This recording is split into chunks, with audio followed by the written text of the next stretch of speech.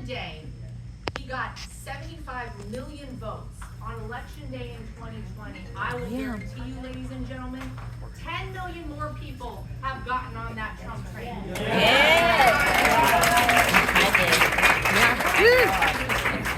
I saw the And light. you know, since the very beginning, I think we've all felt that God has been a part of it.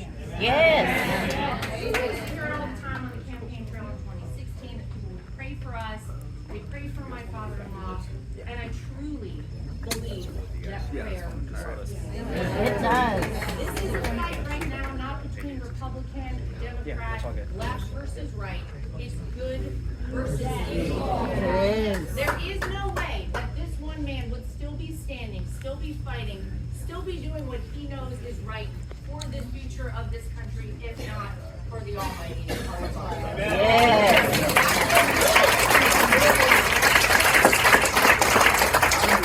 And there are people who maybe were upset with the outcome of the 2020 election. You're looking at one.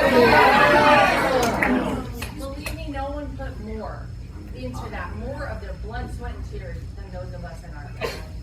And it was a very hard time for us to really see what was going on in this country and say, well, there's nothing else we can do. Joe Biden's going to take over.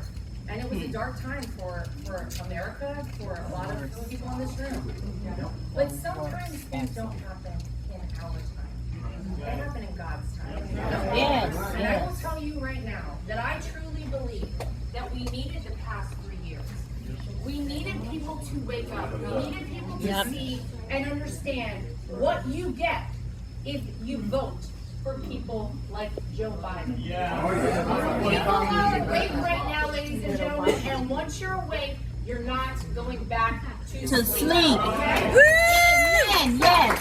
I want to tell you guys very quickly, and then I want to take some questions from you. You may have heard my father-in-law endorsed me to co-chair the RNC. I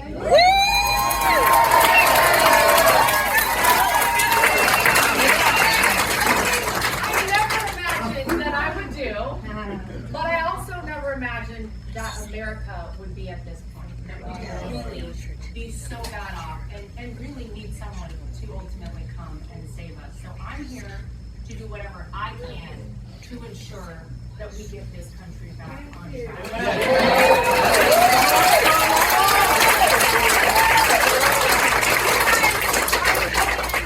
Because as Republicans, we have to start doing things differently. It would be great if we had one day to go vote. It would be great if all over this country they had paper ballots. Woo! Everyone's ID. That's right. Those things would be great if we possibly could get back there one day. We're not there today. So we're going to have to play this game differently. We're not just going to have to fight fire with fire. We're going to have to fight fire with dynamite. We've got to start getting people out to early vote the day you can in South Carolina, and then take people with you every day thereafter up until Election Day, so that we have so many votes banked for Donald Trump. Doesn't matter how many 3 a.m. dumps they have, doesn't matter how many suitcases and ballots they have, Donald Trump will win.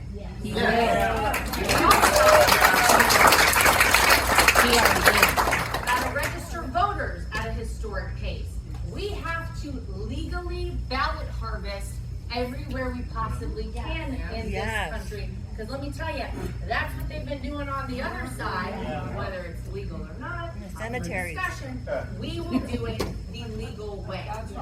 We also need to register poll watchers. I want a poll watcher every hour changed out in every precinct in this country, and people who are not just standing, people who are trained poll watchers, so they physically can touch the ballots, they can count how many go in and how many come out. That is something they have just recently started at the RNC. If I am elected co-chair, I can guarantee you we're spreading it all across this country.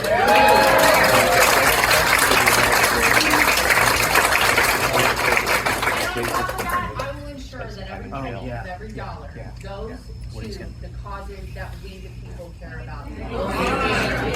Donald Trump is the 47th president. Goes to expanding our lead in the House, with patriots, with America First candidates, goes to taking back the Senate, ladies and gentlemen. So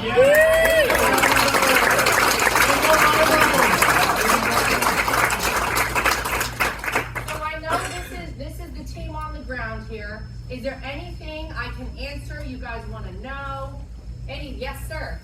I would like everybody in this room to know, my name is Justin Scott, and I'm running for House of Representatives against Jim Clyburn.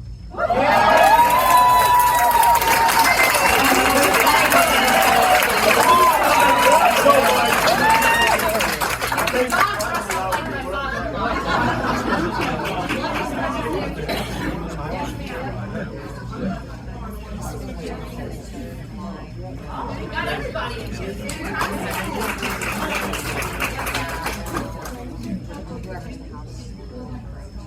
Do I think Donald Trump will pick a woman for vice president? Let me hear from you guys. Who do we think we should for vice president?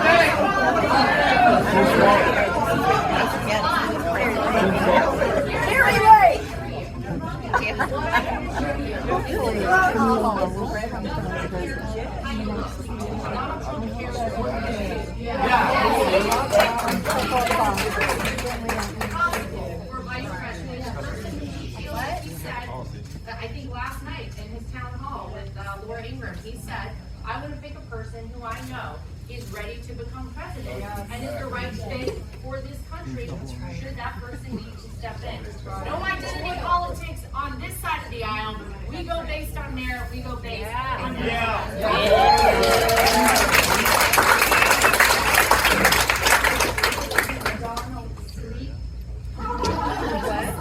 Not a lot. To be honest with you, I've known him for 16 years, and this is a man who would call Eric at like 11:30 midnight, and then call again at like 5 a.m. And I'm like, dude, when is he sleeping? Like sometimes that's just how you have to operate. It's another level. I don't know how he does it. It's amazing.